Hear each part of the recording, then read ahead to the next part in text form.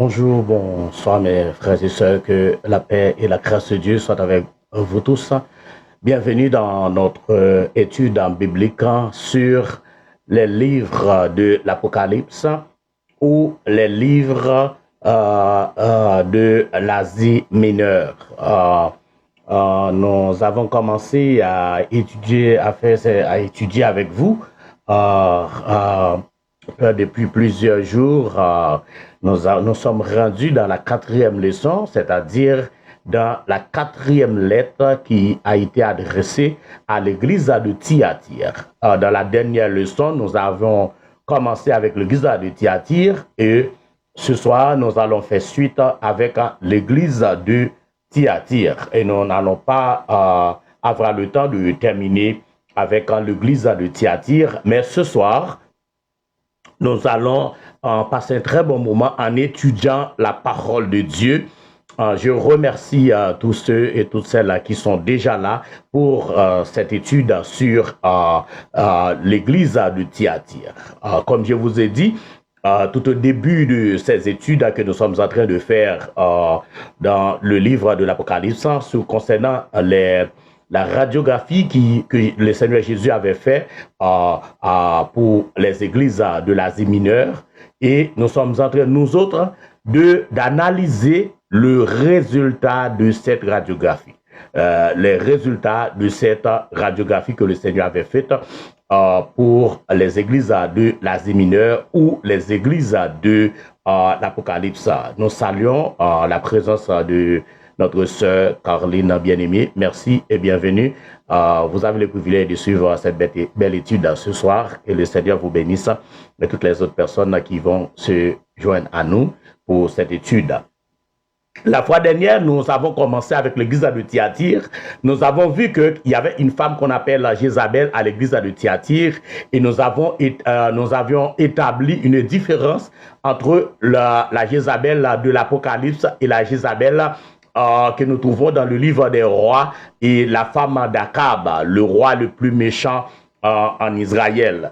Et nous avons vu que le Seigneur avait jugé le comportement de Jézabel. Le Seigneur avait jugé le comportement de Jézabel. Le Seigneur avait même dit qu'il allait jeter Jézabel sous un lit d'hôpital et ses enfants, même ses enfants, l'Éternel allait punir.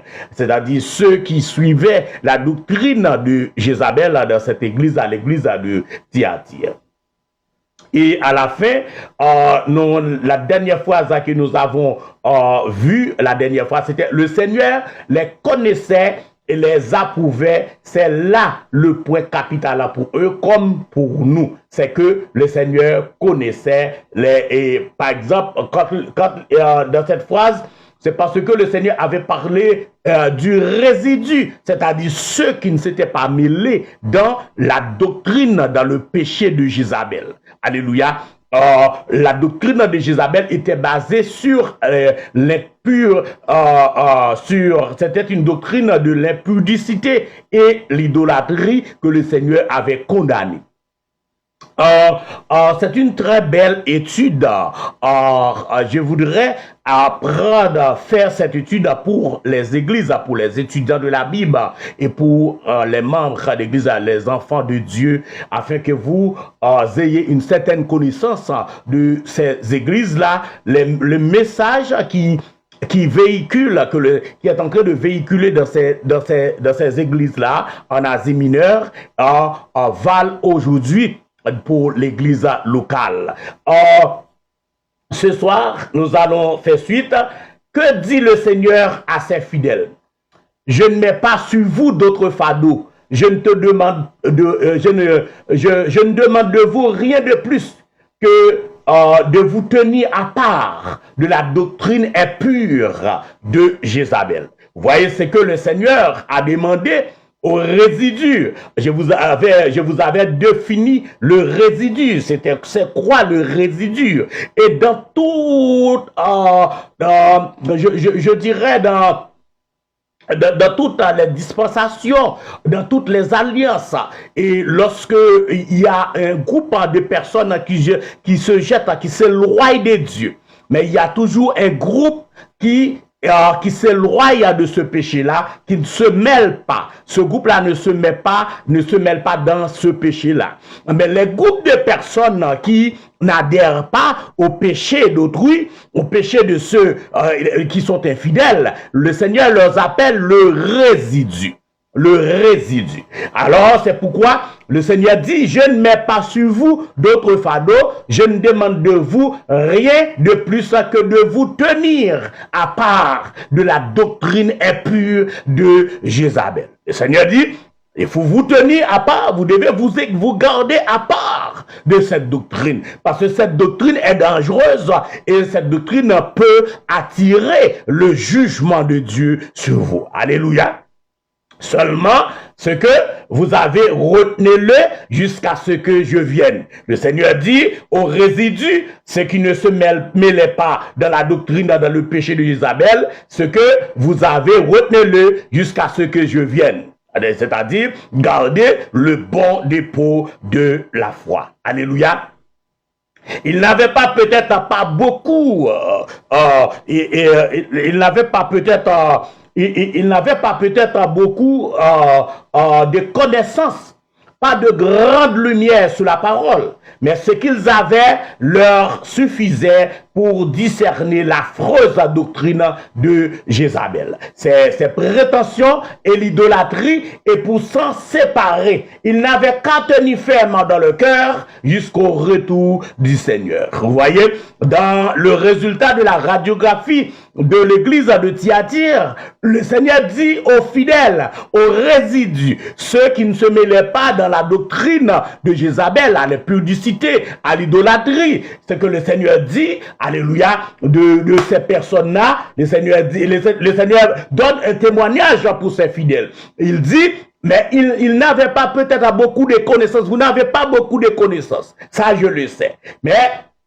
pas de grande lumière sur la parole de Dieu. C'est-à-dire, ce n'était pas des personnes versées dans la connaissance de la parole de Dieu. Ce n'était pas des hommes qui avaient une grande lumière de la parole de Dieu. C'est-à-dire, ce n'était pas des hommes qui faisaient des études théologiques en profondeur. Alléluia.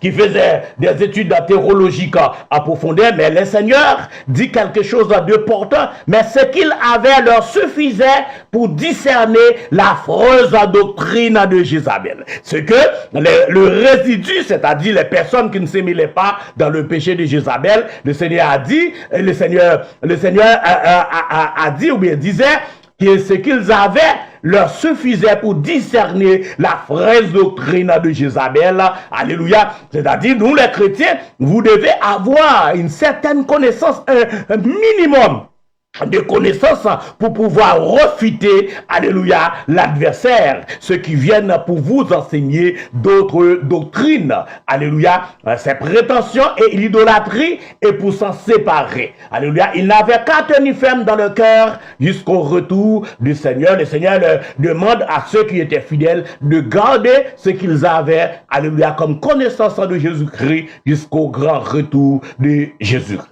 C'est la première fois que ce retour de Christ est mentionné dans les lettres aux 7 églises de l'Apocalypse. Cela nous montre que le tas de ces assemblées nous dépeint bien les états successifs par où passe l'église entière. C'est-à-dire l'état de l'église était vraiment malade, parce que le Seigneur avait même parlé de son retour, de retenir ce que vous avez jusqu'à mon retour. Et les 3 états décrits dans Éphèse, Smyrne et Pergame aboutissent à Thyatire.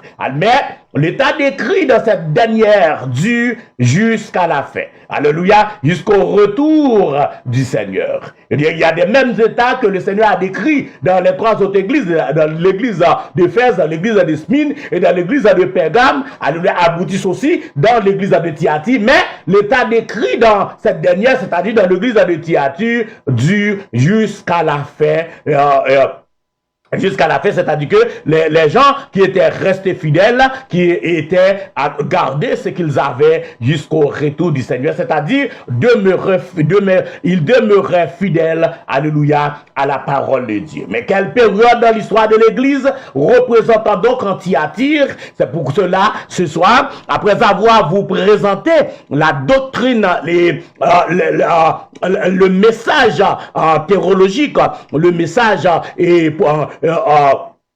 profond de l'église de Thyatire. Maintenant, nous allons nous plonger, alléluia, un peu dans l'histoire de l'église pour situer l'église de Thyatire. C'est ce que nous allons faire, alléluia. Je dois rappeler pour vous que nous sommes en train d'étudier avec vous les lettres qui ont été adressées aux 7 églises de l'Apocalypse et ou bien les lettres qui ont été adressées aux 7 églises de l'Asie mineure par le Seigneur Jésus. Le Seigneur Jésus et nous autres, nous avons interprété ça de cette façon, c'est que nous disons que c'était une radiographie que le Seigneur avait fait de ces différentes églises-là. Et nous autres, dans l'église locale d'aujourd'hui, nous sommes en train d'analyser, alléluia, le résultat de cette radiographie. Analyser avec vous et pour retenir ce que l'enseignement, le message que Dieu veut nous enseigner aujourd'hui. Nous autres, dans l'église,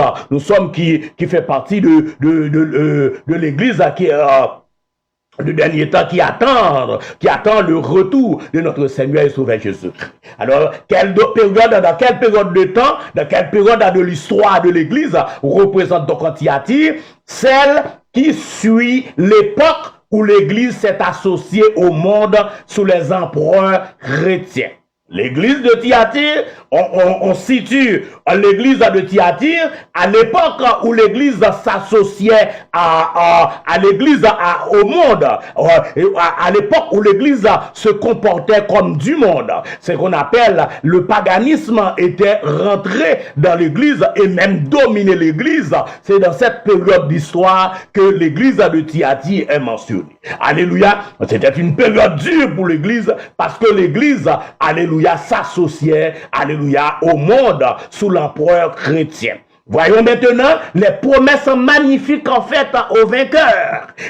Mais après avoir situé l'église de Thyatire dans le temps de l'histoire de l'église, et maintenant nous allons, alléluia, nous allons voir maintenant les promesses magnifiques en fait aux vainqueurs, à ceux qui se tiennent fermes dans la foi, qui ne se souillent pas dans la doctrine, alléluia, de Jézabel, la doctrine de Jézabel que le Seigneur a jugé, alléluia, dans cette église-là, qui est l'église de Thyatire. Alors, alléluia, oh, la radiographie de l'église de Thyatire nous révèle pas mal de choses. Le résultat de cette radiographie nous révèle pas mal de choses. Et maintenant, regardons ensemble, le Seigneur dit, à celui qui vaincra et qui gardera jusqu'à la fin mes œuvres, alléluia, je donnerai autorité sur les nations.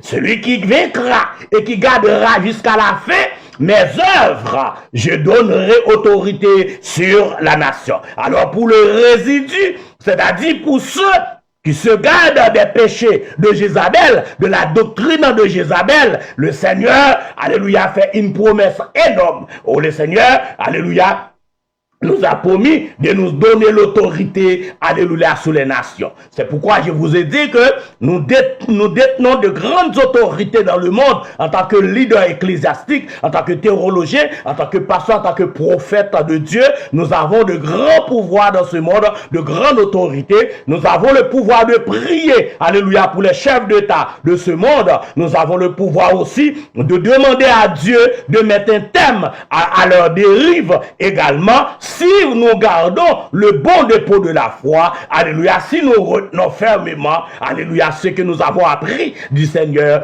jusqu'à la fin. Non seulement le Seigneur, il les pètera avec une veille de fer comme on brise les vases d'argile.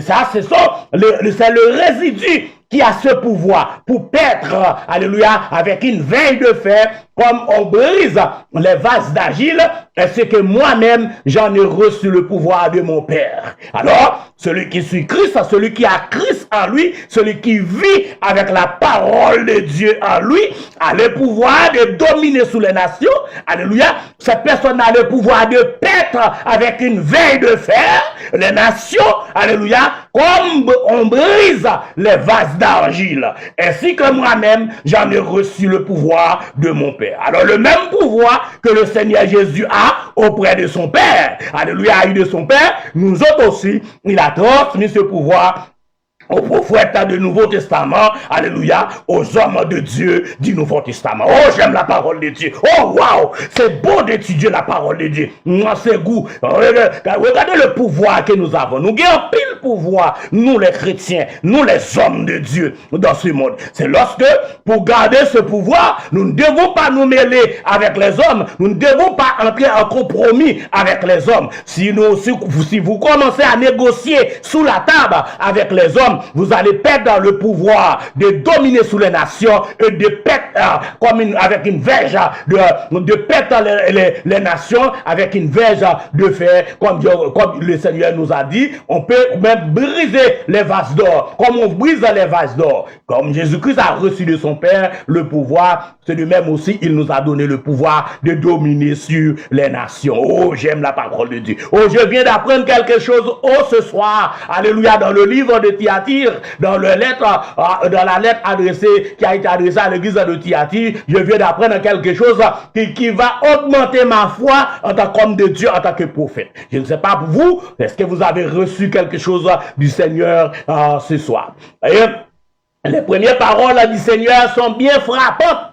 Celui qui vaincra.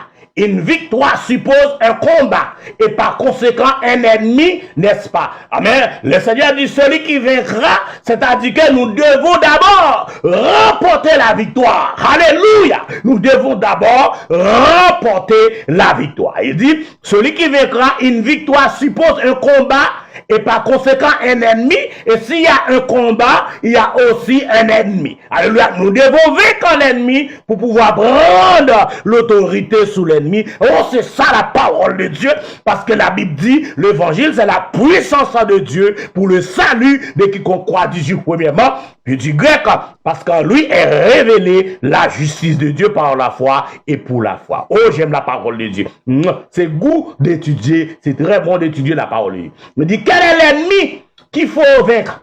C'est Satan. La Bible dit quel est l'ennemi qu'il faut vaincre? C'est Satan. L'ennemi déclaré de Christ et de ses saints. Satan est l'ennemi déclaré de Christ et de ses saints et des fidèles de Jésus-Christ. Il a été vaincu 3 fois par le Seigneur. Au désert d'abord, Jésus-Christ a vaincu Satan dans le désert. Puis en Gethsemane, Jésus-Christ l'a vaincu aussi dans le jardin de Gethsemane. Il a voulu affaiblir Jésus dans le jardin de Gethsemane, mais le Seigneur l'a vaincu. Et enfin, sur la croix. 3 fois Jésus-Christ a vaincu Satan. Alléluia. Et il va mettre fin, alléluia, au règne de Satan.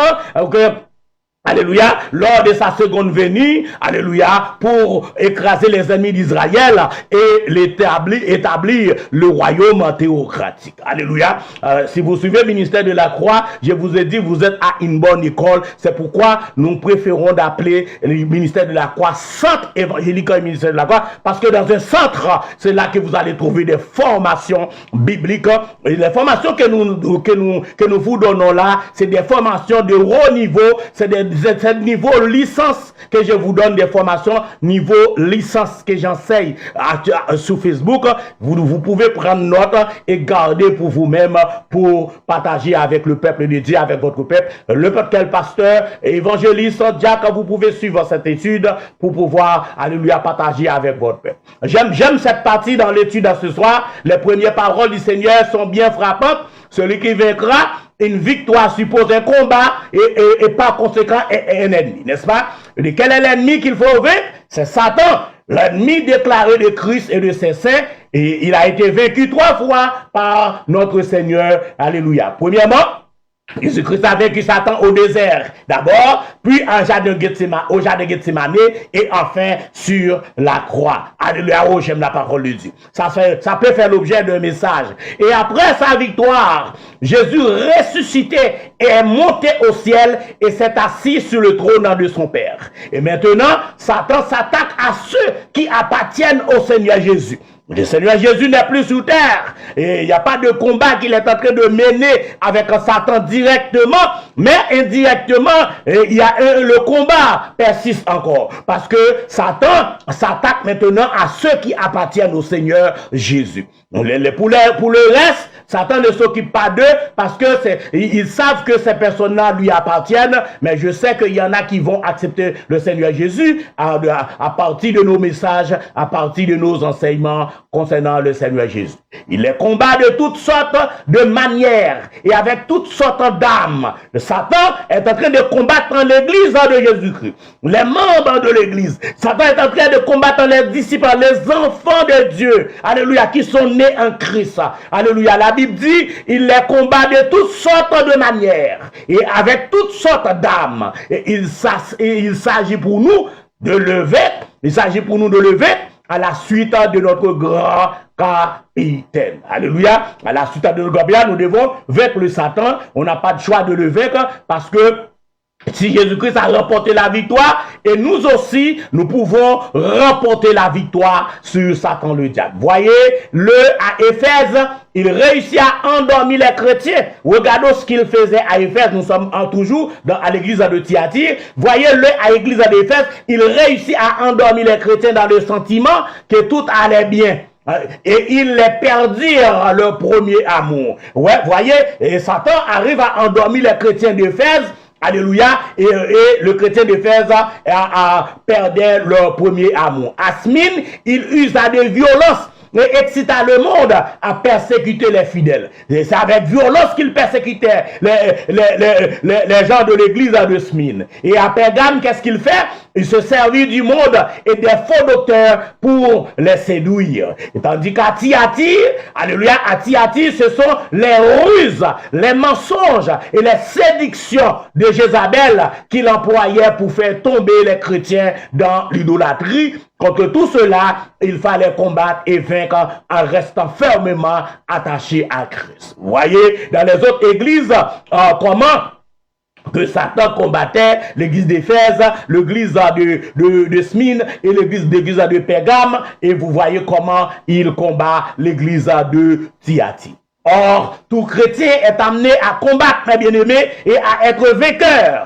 Alléluia. Du moment que vous êtes à Christ, Satan ne peut, ni ne veut pas laisser tranquille. Satan, écoutez, à partir du moment que vous êtes à Christ, Satan ne peut, ni ne veut pas laisser tranquille. Il veut laisser personne tranquille. Il cherchera à vous endormir, en vous faisant croire que vous êtes bien assez religieux, en vous rendant satisfait de vous-même, puisque vous priez, que vous lisez la Bible et que vous allez à des réunions chrétiennes. Alléluia. Il s'efforcera de faire en sorte que vous vous reposiez sur ce que vous faites et non sur Christ. Alléluia. Et votre premier amour se refroidira. Vous voyez ce que Satan fait.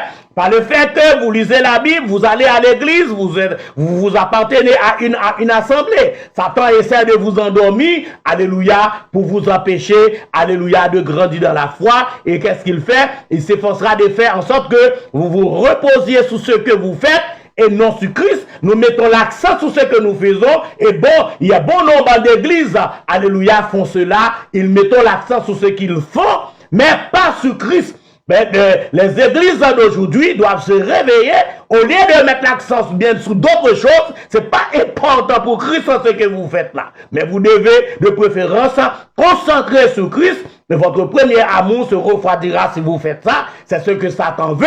D'ailleurs, Satan veut que votre premier amour en Christ se refroidisse. Alléluia. Car si Christ n'a plus toute la place dans votre cœur, qu'il occupera. Si vous ne donnez pas, si tu ne donnes pas Christ, toute la place à Christ dans ton cœur, alors à qui l'occupera, qui va occuper ton cœur? Et une fois que Jésus-Christ n'occupe pas toute la place de ton cœur, à ce moment-là, l'ennemi va essayer d'interférer dans ta vie pour occuper la place de ton cœur, mais des choses qui peuvent vous troubler pour toute la vie, troubler ta famille, troubler ton travail, etc. Parce que ton cœur n'est pas tout à fait complet à Christ, parce que vous laissez une partie de ton cœur pour que l'ennemi rentre faire son entrée et fait ce qu'il veut. Il s'agit donc de combattre, mes bien-aimés, il s'agit donc de combattre et vaincre en restant au pied du Seigneur. Je crois que ça n'est assez pour vous pour ce soir. Alléluia, ce que nous venons de vous offrir. Nous avons vu que Satan, il est intelligent, malgré Jésus-Christ a vaincu Satan à 3 reprises. Jésus-Christ l'a vaincu dans le désert, Jésus-Christ l'a vaincu dans le jardin de Gethsémane, Jésus-Christ l'a vaincu à la croix, mais Jésus-Christ n'est plus sur terre. Mais maintenant, il cherche à combattre les enfants de Dieu pour les empêcher de grandir dans la foi. Il cherche à les endormir. C'est pour cela que le Seigneur nous exhorte, alléluia, à ouvrir notre cœur au complet au Seigneur Jésus, que ce soit le Seigneur Jésus qui occupe au complet notre cœur. Sinon, l'autre partie que vous laissez vide, c'est Satan va entrer là-dedans pour vous entraîner dans des affaires qui va vous faire regretter toute ta vie ou toute votre vie. Alléluia. Oh, j'aime la parole de Dieu, j'aime aussi le peuple de Dieu. Je vous en remercie tous et toutes qui ont pris le temps de suivre cette étude. Alléluia, que nous vous apportons à partir du centre évangélique du ministère de la Croix. Je vous demande de prier pour ce ministère, de prier pour l'homme de Dieu.